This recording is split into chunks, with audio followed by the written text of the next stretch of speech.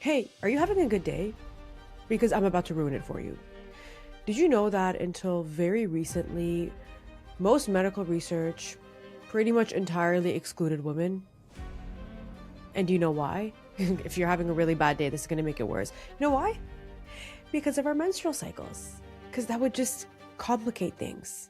That's the sign of a good researcher. Instead of looking at different variables and factors and accounting for them in your research, you try to exclude all of them and operate in a vacuum. So, women were basically treated like small men. But if you know anything about anything, men are actually mutated women. Like, I'm so sorry, your nipples don't work.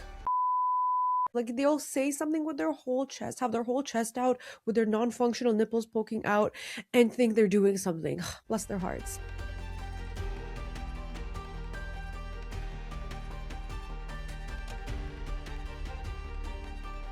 So in this episode, we are going to get into 5 different examples of medical misogyny and of different types of diagnoses and treatments and care that are not one-size-fits-all models, but that you are probably using in your life based on research that was done on men. And if you're annoyed now, just wait until we get into the episode. All right, DJ, put on the theme song so we can give the girlies what they want. Men are actually mutated women. Like, I'm so sorry, your nipples don't work. A quick caveat that I have to give, although I am Barbie and I have a bunch of different jobs, healthcare professional, doctor, and mental health professional are not part of those jobs. Although you can call me an author, a philosopher, a YouTuber, a witch, a bitch, and a host of other things, healthcare professional is not one of them. So please keep that in mind. I am not giving you medical advice. This is all meant as a starting point to get you to hopefully validate some of the things that you've been going through and the difficulties you've been facing, so you don't think it's just you or it's in your head, and hopefully to give you a starting point so you can do your own research. I'm going to leave all my sources in the description, so take this as a starting point. And with that, let's get into it. If you are new here, my name is Nikki. I am your host and the baddest bitch in the building, not to be confused with you, who is also the baddest bitch in the building. And this show is about how to unlearn the ways that the patriarchy has groomed us to be nice, small, little girls, okay? And to find a loophole in the system here and there so we can exploit it and use it to our advantage. Because in case you didn't know, I am not Victimella and neither are you. So we're not here to win the victim Olympics. We're here to win. And you can't win by opting out of the game. All right, let's get into it.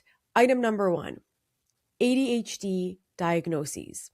So ADHD has 2 main subtypes: hyperactivity, impulsivity, and inattentiveness.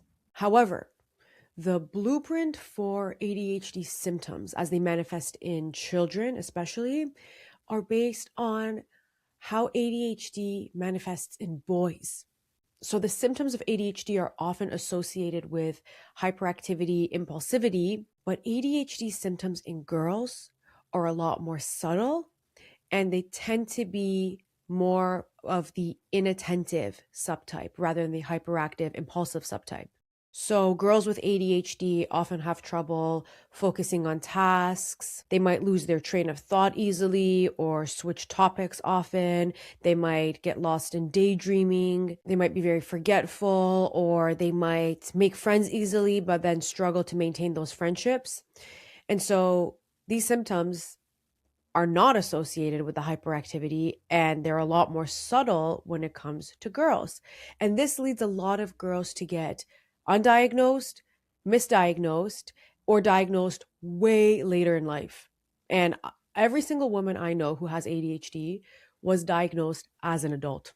Obviously, this is anecdotal evidence with a very small sample size, but I'm sure a lot of you can relate. And what's more is that girls and women are more likely to hide their symptoms or overcompensate for them. For example, if they had a lot of difficulty focusing on a task and they're behind in their work, they might stay late or spend extra time on their homework so that they can complete it. So there's a lot of social stigma and stereotypes and pressure that also go into this. But that's not all. If you thought that was all, you are sorely mistaken.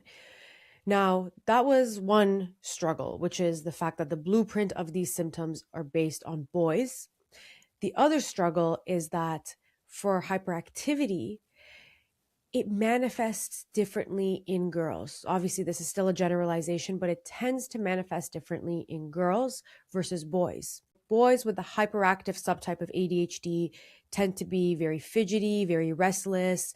They have physical hyperactivity, whereas girls generally tend to have internal hyperactivity. So they might have racing thoughts or difficulty relaxing or impulsive decision making, all of which are more internal rather than physical. And so they tend to get brushed off, ignored, misdiagnosed, or less likely to be referred for treatment or assessment. And this is something I learned while I was doing the research for this. I had no idea about the different subtypes of ADHD and how they might be different for girls. So I can only imagine what a girl who, obviously you don't know what you don't know, so who might have this internal hyperactivity or this inattentiveness and sense that there's something that's worth talking to her doctor about, but doesn't exactly know what it is. And when you can't name something, it becomes harder to describe it and to validate what you're feeling. And it becomes harder to go to somebody, especially within an institution like the medical field, where there's so much gaslighting and referral bias and brushing off of women, and going to somebody in that field and trying to convince them that you need help. So for any of you who experience this, honestly, my heart goes out to you. Why am I getting sad? Any of you who've experienced this, I empathize so deeply with you. And that's the whole reason I want to do this episode, because there are so many blueprints that are just based on men. That doesn't work for us. I need a second. DJ, cue up some music. We'll be back in a second.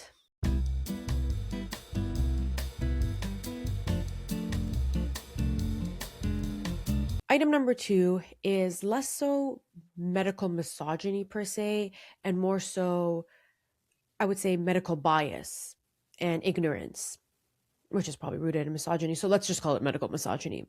And this is oral hygiene. Did you know that your menstrual cycle affects your oral health? Just like it affects your skin and your hair health, it affects your oral health too. And women need a different oral hygiene routine than men. But we're all told to just brush twice a day with fluoridated toothpaste and floss at least once a day. Like, that's the standard thing. We all know that, and we all think it's a one size fits all.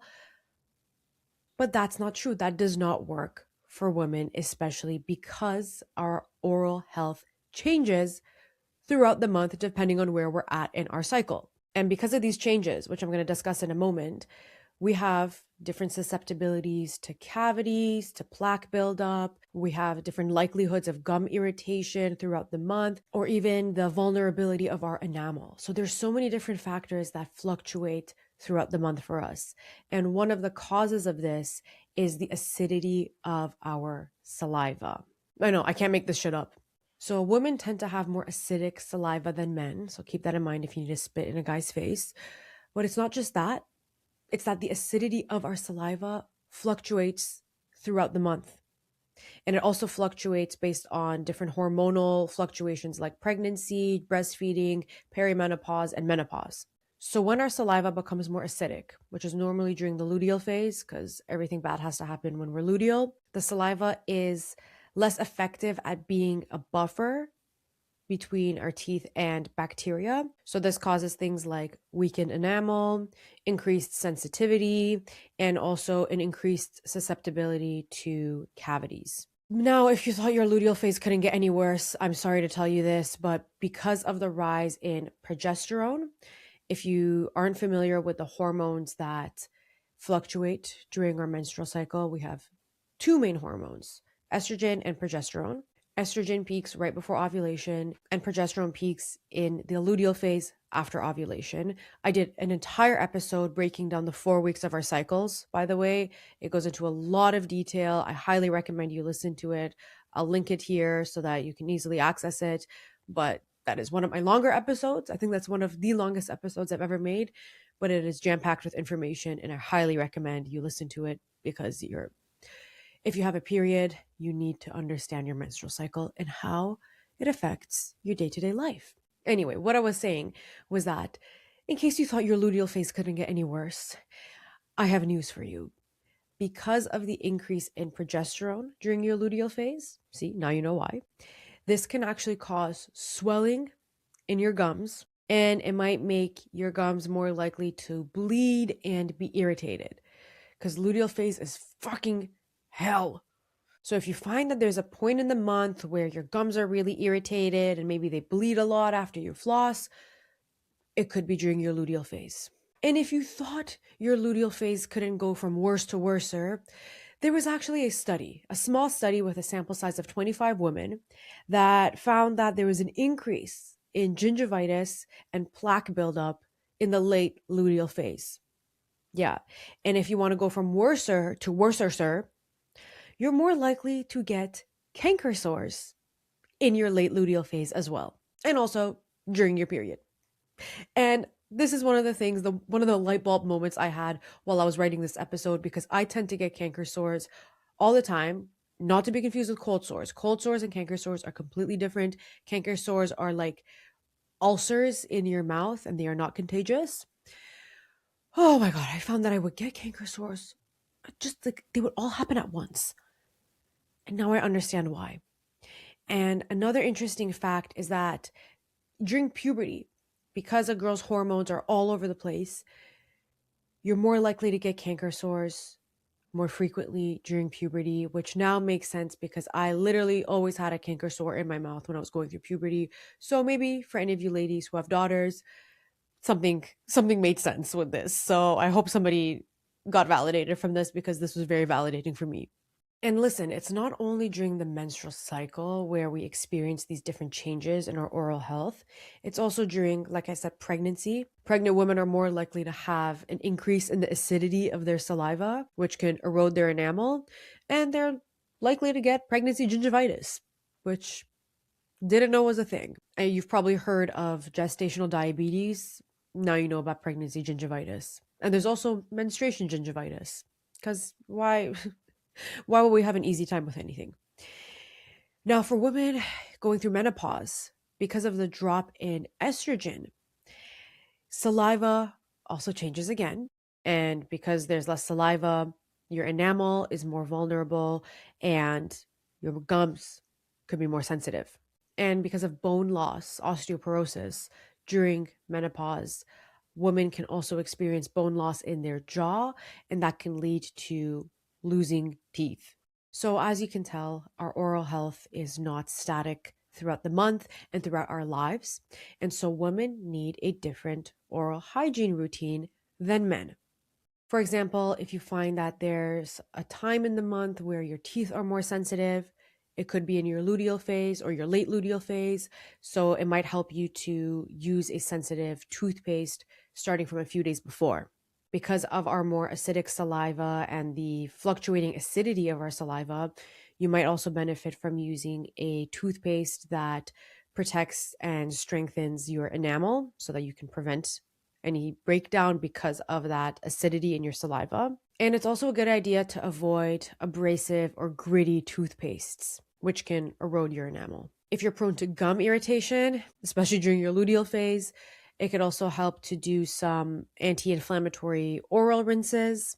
Another thing to consider is using a more alkaline mouthwash because that will raise the pH of your mouth. And if you are perimenopausal or menopausal and experiencing dryness in your mouth, a hydrating oral rinse might help you because a dry mouth means that there's less saliva, and less saliva means there's less protection against bacteria, and so you're more likely to develop cavities.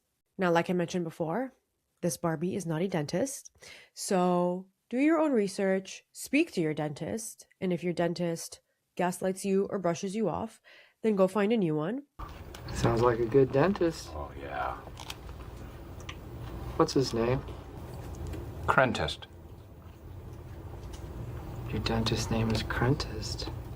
And hopefully, this information gives you, like I said, a starting point because your body is constantly speaking to you. She is always speaking to you, and you need to first have the consciousness to understand she's speaking to you, and then also be able to interpret what she's saying to you. And a lot of that starts with understanding our cycle. So please, please track your cycle and track any factors that you think might help, like your oral health, your gum sensitivity, and the things like that.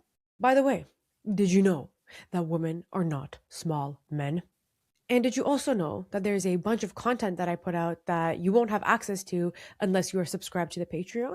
I have bonus episodes, deleted episodes, or episodes that I took off my public feed. I have voting power on my girly laws. You can get access to my close friends story on Instagram, and you can get my phone number. You can get access to the baddie hotline and actually call me.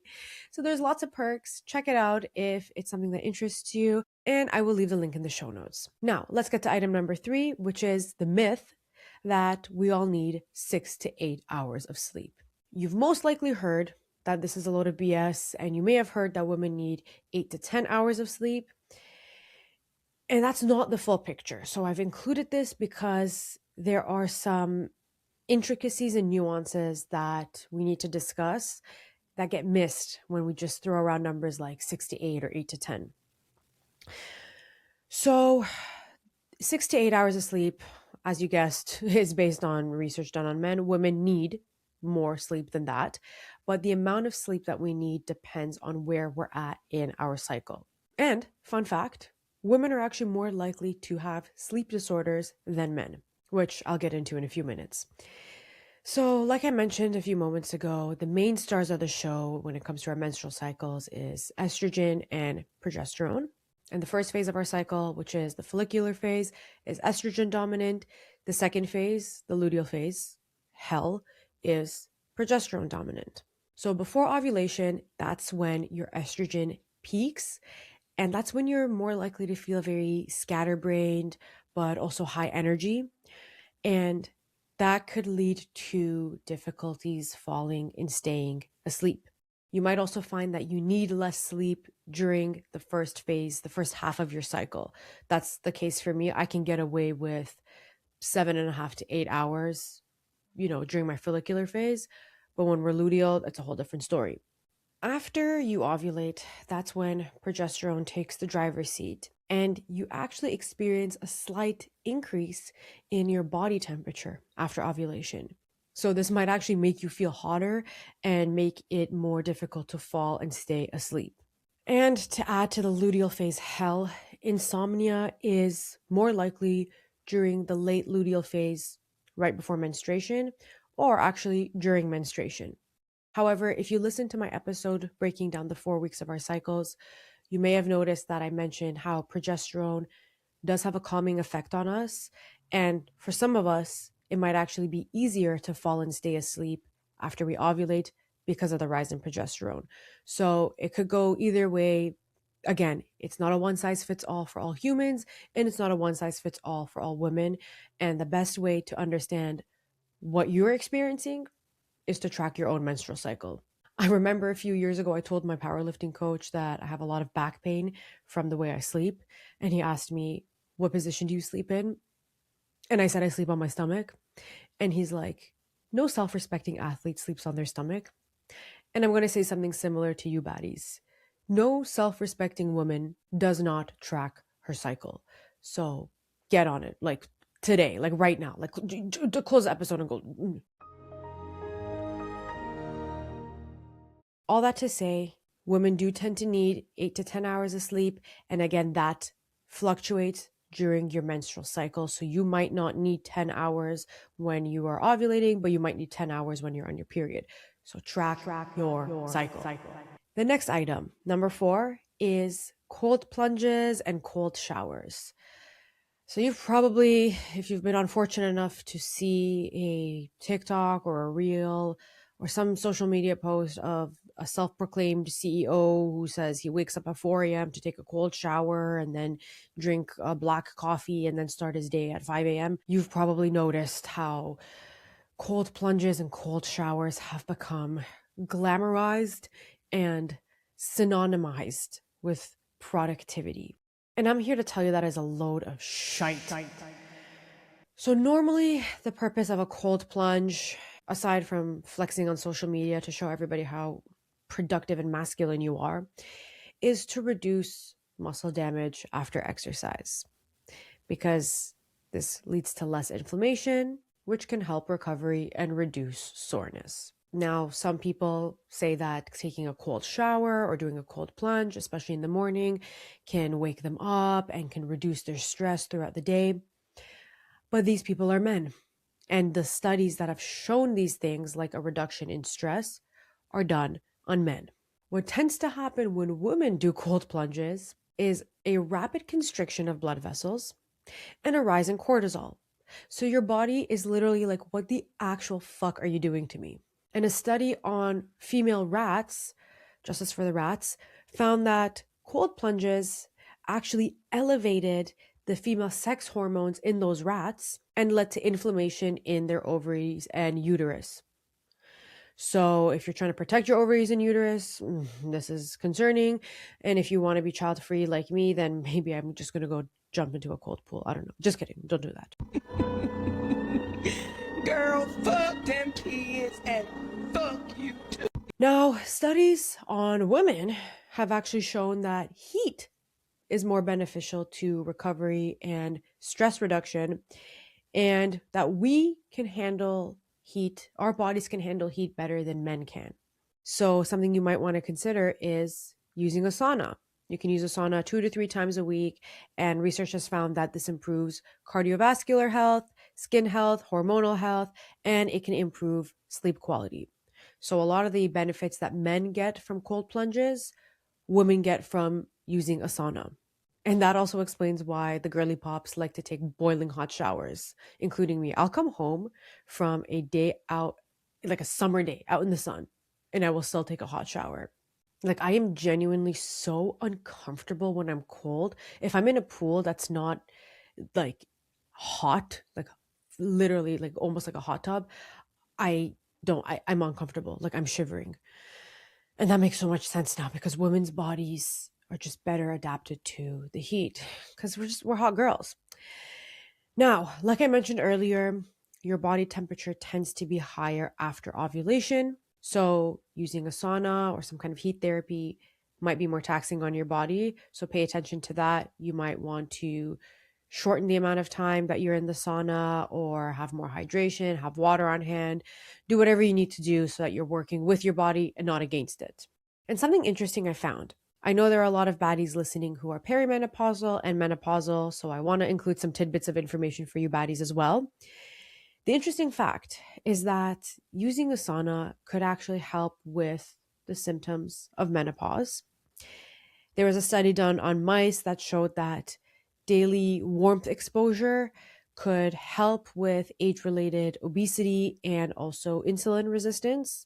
And heat also stimulates the release of endorphins, which elevate our mood. So something to consider if you're struggling with sleep, low mood, a really crappy luteal phase, whatever it might be, a sauna could actually help you.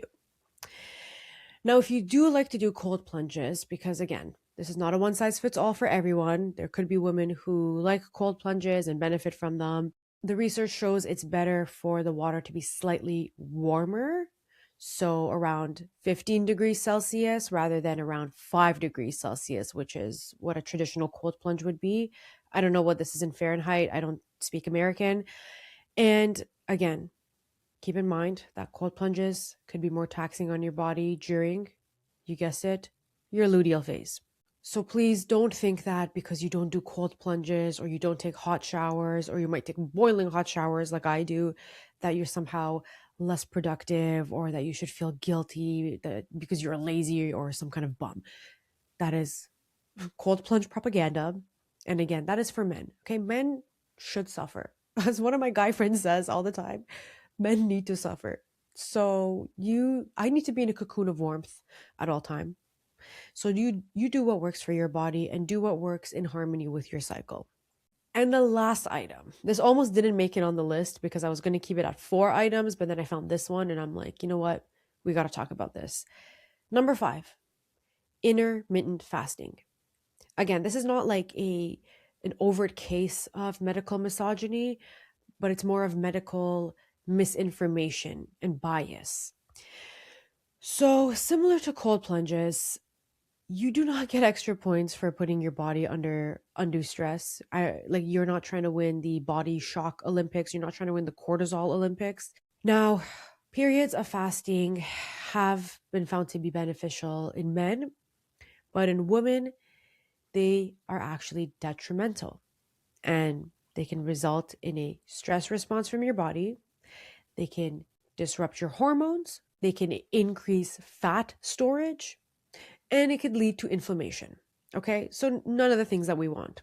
A lot of people who do intermittent fasting like to do fasted workouts as well. When you are going into your training fasted, you're not able to hit the same intensities and the same weights as you would if you were to eat beforehand and fuel your body. So you're not going to be able to hit the intensity that's needed for you to put on muscle or put on strength. When I'm doing a weight cut for a powerlifting meet, because I have to cut into my weight class, and I'm like deep into the cut, I'm feeling depleted, I time my eating so that I eat shortly before I go to the gym. And I normally take a snack with me as well, because if I do not fuel my body properly, I'm actually going to feel like I'm going to pass out. And even when I'm not cutting weight, even when I'm at maintenance, if I don't eat a couple hours before going to the gym, I literally feel like I'm going to die. And I'm sure many women are like this too. So please fuel your body. Your body needs it. And according to Dr. Stacy Sims, who's an exercise physiologist, a nutrition scientist, and she focuses quite heavily on women.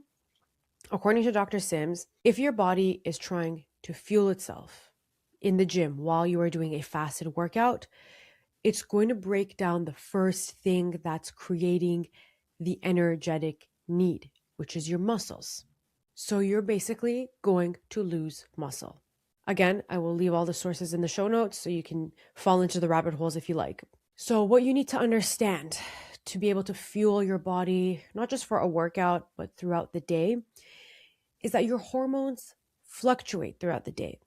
So it's important to eat in a way that complements your hormonal fluctuations and your circadian rhythm. For example, cortisol peaks around 30 minutes after you wake up. I had no idea about this, so this is news to me too. And starving, not eating breakfast, could actually exacerbate that stress response. And on top of that, imagine if your cortisol is peaking after you wake up, you're starving, and then you also drink coffee on an empty stomach and put caffeine, which is a stimulant, on top of that. Now you're probably wired and jittery and even more stressed and even more anxious. I'm getting a nervous stomach thinking about this right now. I never have caffeine on an empty stomach. I would actually explode and die.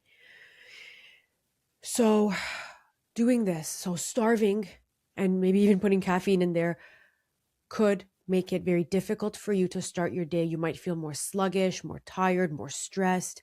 And it sounds like a god-awful way to start your day. And then imagine if you're in your luteal phase too. Oh my God, literal hell on earth. So eating breakfast is queen, all right? We don't say blah, blah, blah is king here. We say everything is feminized, all right? Another example of hormonal fluctuations throughout the day is your melatonin. Your melatonin peaks around 9 p.m. Also, as a side note, I keep mixing up melatonin and melanin. So when I was listening to a YouTube video of Dr. Stacy Sims talking about how your melatonin peaks, I'm like, wait, what? Your melanin peaks at 9 p.m. What are you talking about? And then I realized I got them confused. Don't get them confused. Hey baddies, it's Editing Nikki. I feel like it's been a while. If you're at work, remember, make sure you look really, really busy. I wanted to make a quick correction. Your melatonin, not to be confused with your melanin, peaks in the middle of the night, but it starts increasing around a couple of hours before you go to bed, which is around 9 p.m. for most people. All right, carry on. So you want to eat your last meal around 2 to 3 hours before going to bed. And the reason for this is so that you can help your body get ready for sleep. And so your body's not digesting that food while you're getting ready to go to sleep. And I am so guilty of this. You will almost never find me eating dinner before 9 p.m. Sometimes I eat dinner at 10 or 11 p.m. and then I'll go to bed right after. So I need to fix myself too. A body is always self-aware. You know what I mean? And something that's been on my mind lately, and that came to the front of my mind when I was doing the research for this item on the list, is the relationship between eating times and capitalism. And I haven't done too much research into this. I feel like this is a whole rabbit hole I could fall into, and I encourage you to fall into it too if this is what interests you. But eating lunch at 12 p.m., for example, or having dinner at 6 p.m. because that's when you get home from work, I feel like these are ways that capitalism has tried to structure our circadian rhythm, or to sort of artificially program our circadian rhythm in a way that complements the 8-hour workday. Like 12 p.m. just seems like a very arbitrary time to eat lunch, yet somehow that's normalized. I mean, I eat lunch anywhere between 2 to 4 p.m. So I don't know. But again, I can't prove it, but this is a rabbit hole I want to fall into. Now, a caveat that I found during my research, again, Barbie is not a nutrition scientist or a healthcare professional, but a caveat I just want to mention is that for people who have PCOS, or people who are obese or inactive, or who have other health conditions, fasting might be beneficial to them. But again, that's something that you would have to discuss with your doctor, and I'm not going to get into that. Just a little caveat I wanted to point out, which points to the broader theme of our discussion today, which is that there's no such thing as a one-size-fits-all for anyone. All right, so let's wrap it up. Hopefully, this has given you something to think about. Hopefully, it's validated something you've gone through. And although we started off ruining our day, I hope this has made your day a little bit better. What I would encourage for you going forward is, if you need to seek medical attention for anything, or if you want to go to your doctor to talk about an assessment or a medication or whatever it is, do your research and be diligent in understanding if that research includes women. Okay, I don't take anything seriously anymore if it doesn't include women in its sample size. I really have a hard time taking anyone seriously if they do not understand that women are not small men, and that women have their own unique needs and fluctuations. So do your research, ask questions, speak up for yourself. If you find that your healthcare provider, your dentist, whoever, your nutritionist, whoever it is not willing to work with you and understand your needs as somebody with a menstrual cycle, then use your acidic saliva to spit in their face and tell them goodbye. Hey, did you know that women are not small men? Don't get them confused. Men are mutated women. Thank you all so much for tuning into this episode. This is the Baddest Bitch in the Building podcast, and I will see you all next time. In the meantime, don't forget that you are the baddest bitch in any building that you step foot in. All right, stay bad. Love you. Bye. Boom, boom, boom. This is an announcement for flight not boarding, canceled. Just kidding. I don't know why I did that. Anyway, if you're listening to this, you're probably one of the baddies who are supporting on Patreon. So shout out to you, Kate, Danny, Lindsay, Emberly, Brittany, Hannah, Nadine, Amanda, Kitty, Red, Adriana, Mina, Gemma, Katya, Naomi, Nilufar, Adelaide, Nadia, Melinda, Sophia M, Sophia K, Jada, Amara, and Kat. Thank you all so much for your support. Bing, boom, boom. Your dentist's name is Crentist.